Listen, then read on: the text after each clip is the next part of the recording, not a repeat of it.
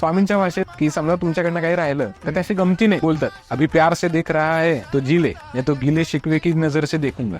परावाणीचा संवाद असाही नाहीये बरं का की मी विचारलं आणि लगेच स्वामीने रिस्पॉन्ड करायचं. ते सगळं त्यांच्या इच्छेवर. त्यांची इच्छा झाली तरच मला स्पष्ट एकेकाचं काही ना काहीतरी दिसायला लागतं. मग पास्टही दिसतो, फ्युचरही दिसतं, मागील जन्म पण बघतो मी. परमात्मा स्वामींची योजना अशी असते की आपण जे काही भोगू त्यामध्ये आपल्याला चांगली लोक देखील भेटणार आहे. आणि स्वामींच्या कुठल्याच वाक्याचा अर्थ एक नसतो, त्याचे अनेक अर्थ असतात. घडलेलं, घडणारं आणि चालू असलेलं हे सगळं ते एका वाक्यात आणू शकतं. आणि हे त्या स्थितीला त्या वेळेला आपल्याला नंतर कळतं. गोंदवलेकर महाराजांनी खूप छान उपदेश केला होता. ते म्हणाले की माऊली तुम्हाला एक गोष्ट सांगू का, सद्गुरू सांगतो ना ते करावं, सद्गुरू करतो ते करू नये. सद्गुरू करू शकतो ते त्याच्या पात्रतेमुळे. आपली पात्रता आपल्याला काय माहिती. नाथ पंथ फॉलो करणारे पण लोक आहेत आणि काही काही ग्रे किंवा निगेटिव्ह साईड असं म्हणणारे पण काही लोक आहेत. हे तुम्ही आम्हाला एक्सप्लेन करून सांगाल की याची सुरुवात कशी झाली? नक्की नक्की.